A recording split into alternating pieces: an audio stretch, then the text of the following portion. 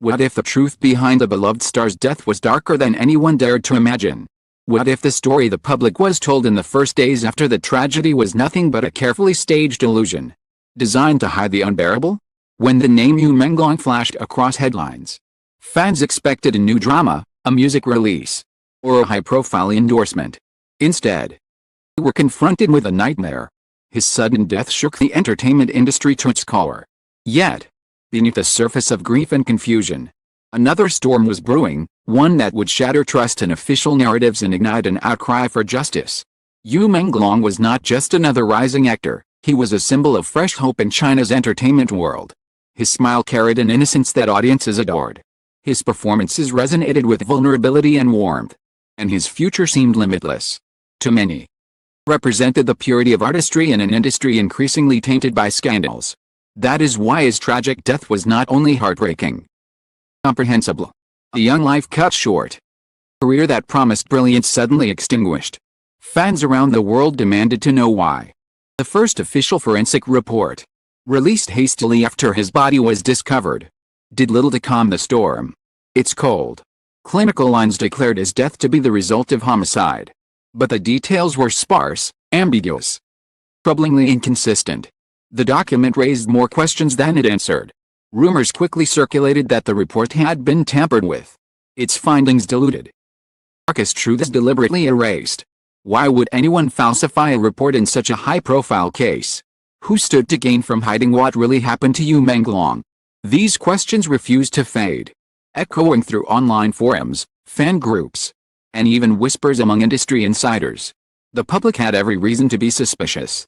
In recent years, there had been several scandals involving questionable forensic practices, and stories of altered medical reports had occasionally surfaced, only to be buried under censorship. To many, the idea that Menglong's first autopsy had been manipulated did not seem impossible. It seemed likely.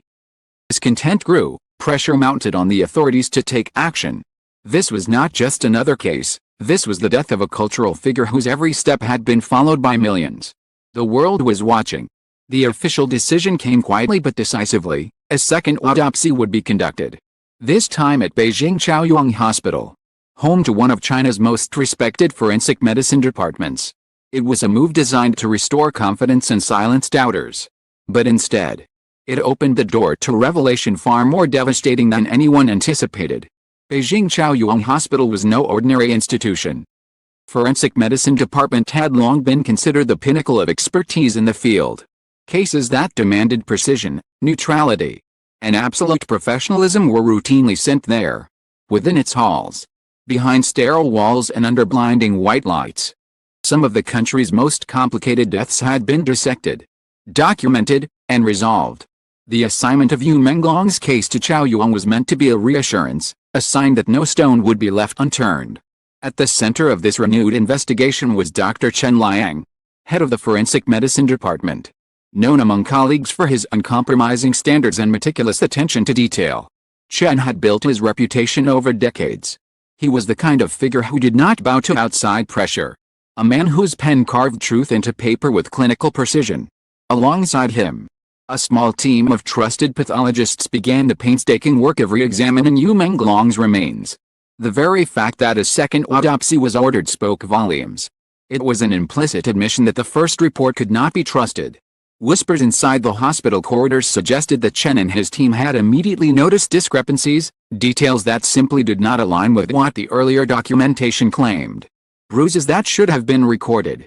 Injuries that could not be ignored. Traces that hinted at something far more sinister than a simple act of murder. Outside the hospital, the world held its breath. Fans refreshed social media feeds relentlessly, searching for updates. Tabloids speculated wildly, drawing connections between Menglong's final days and people close to him. Official channels, however, remained silent. Their refusal to provide clarity only fueling suspicion. The absence of information created a vacuum, and into that vacuum poured rumor after rumor. Some claimed he had been targeted for speaking out, others whispered about jealous rivals in the industry. Yet the darkest theory, one that few dared to articulate, was that Menglong had suffered violations too horrific to print. For weeks, the Chaoyang team worked in silence. The morgue became a fortress of secrecy. Even hospital staff outside the forensic wing knew little of what was happening. Still, leaks trickled out. Anonymous voices began hinting that what Chen Liang's team had uncovered contradicted every word of the first report. Their findings were said to be shocking, even by the grim standards of forensic medicine. Something terrible had happened to Yu Menglong before he was murdered, something deliberately erased from the record. By now, fans were no longer demanding answers. They were demanding justice. Hashtags calling for transparency trended daily. Flowers piled up outside memorial sites. And letters written by heartbroken admirers spoke of betrayal not only by the person who killed him, but by the system that seemed determined to obscure the truth. "You can hide this from us," one post read. "Else can they hide?" Media outlets, too, began to grow bolder. National reporters pressed for clarity, framing Yu Menglong's death as not merely a tragedy but a test of China's willingness to confront uncomfortable truths. Western headlines screamed of conspiracy, while domestic outlets carefully skirted the edges of censorship, hinting at discrepancies without naming them outright. The whispers began to solidify. Someone from within the hospital, a technician, or staff member, or perhaps someone higher up, let slip that the new report was explosive. Not only did it contradict the first autopsy, it revealed a narrative of cruelty that shattered any remaining illusions about what Yu Menglong endured in his final hours. Report, they claimed, detailed injuries consistent with violation before death.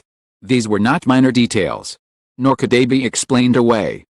They were the kind of findings that would turn a murder case into a scandal of historic proportions. Inside the hospital, the team was torn.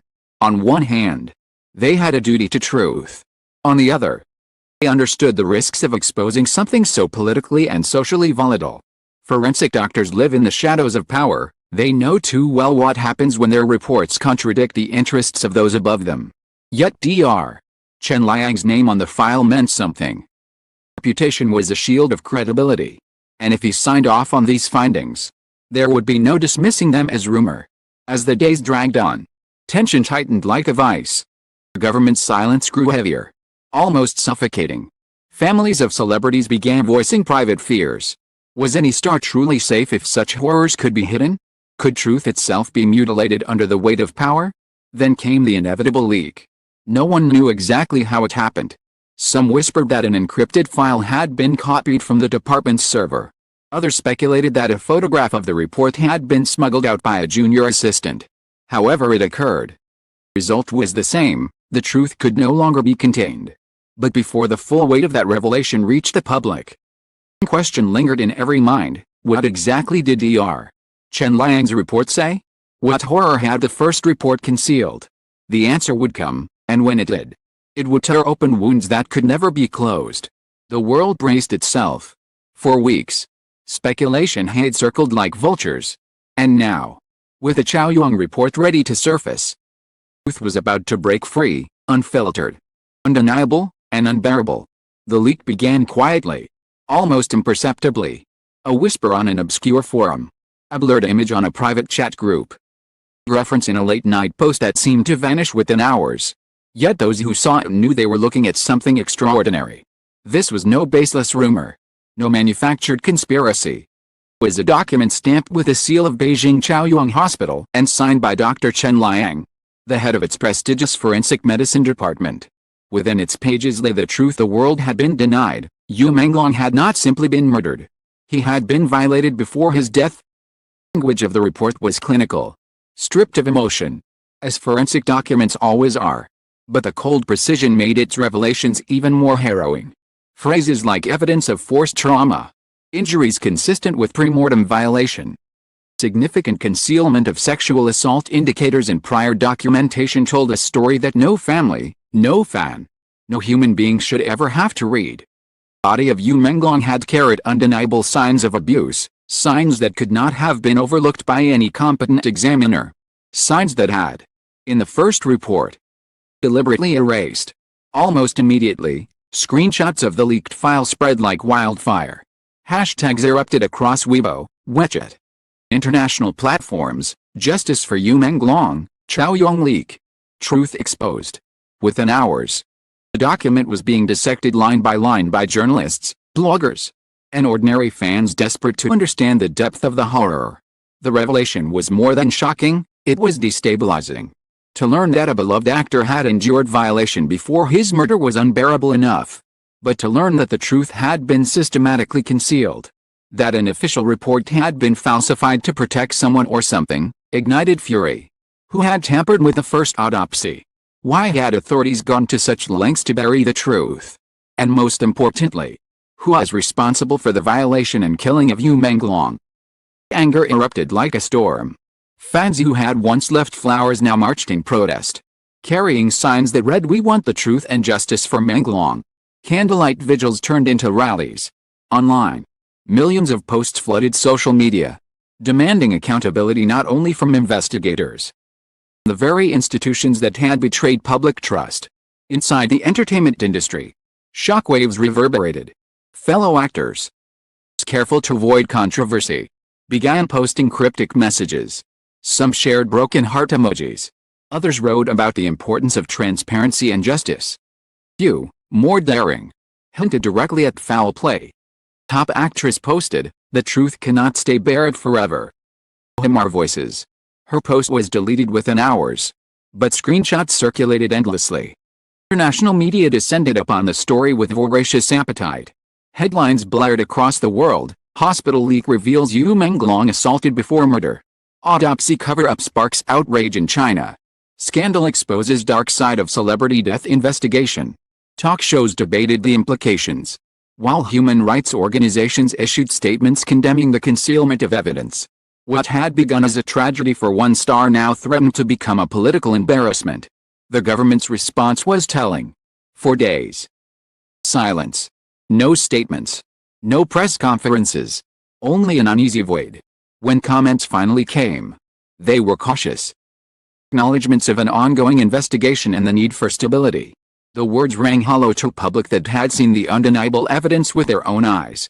Meanwhile, inside Beijing Chaoyang Hospital, tension reached unbearable levels. Staff whispered that the department was under surveillance, that Dr. Chen Liang himself was being questioned about the leak.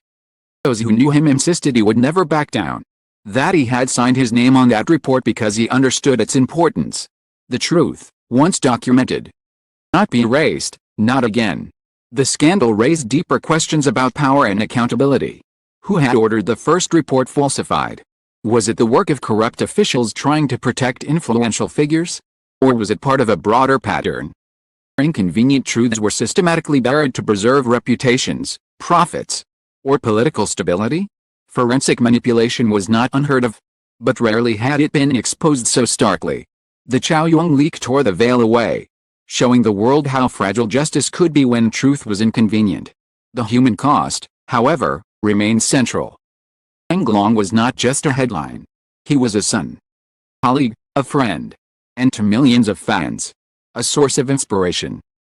Relations painted his final hours in unbearable colors: isolation, pain, violation, and a death that could have been prevented. Fans wept not only for his loss, for the suffering he endured and the betrayal of knowing the truth had been hidden. From Los Angeles to Seoul, Paris to Bangkok, fans organized global memorials. Giant screens in Times Square displayed his image with the words "Truth for Menglong." Online petitions gathered millions of signatures demanding international oversight of the case. What had begun as a Chinese scandal had now become a global movement for justice. Inside China, the pressure became impossible to ignore. Legislators faced tough questions. Could the legal system afford to dismiss the Chaoyang leak as rumor when the evidence was so clearly stamped with authority? Could anyone still trust official documents? Calls for reform of forensic oversight grew louder, with experts pointing out that if such manipulation could happen in a high-profile case, countless other ordinary citizens might have suffered the same fate in silence. Yet, despite the growing movement, questions remained unanswered. Who violated Menglong? Was it someone close to him? Someone powerful enough to manipulate the first report?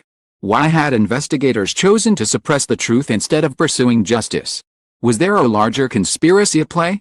The Chaoyang leak did not answer these questions, it amplified them. The report was a revelation, but it was also a riddle. For every fact it laid bare, it raised new mysteries. The shadowy forces behind the cover-up remained concealed, their motives hidden. their identities unknown. Still, one thing had changed irrevocably. The truth was out. It could not be silenced, censored. Fans, journalists, and activists now held proof in their hands. And they would not stop until accountability was achieved. Menglong's death was no longer just a tragedy, it was a symbol.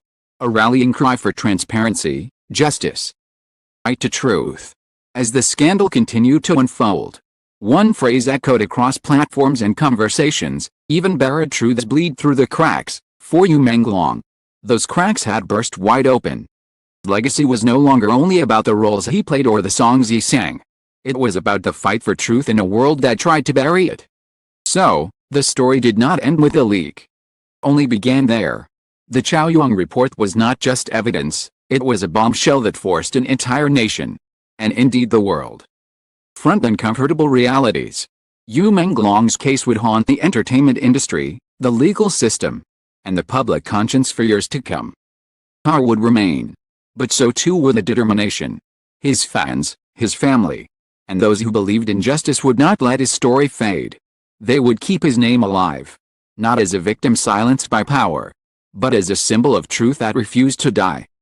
In the end, Menglong's greatest role was not on screen. It was in forcing the world to look into the mirror, and to ask, how many truths are still being buried, waiting to leak through the cracks?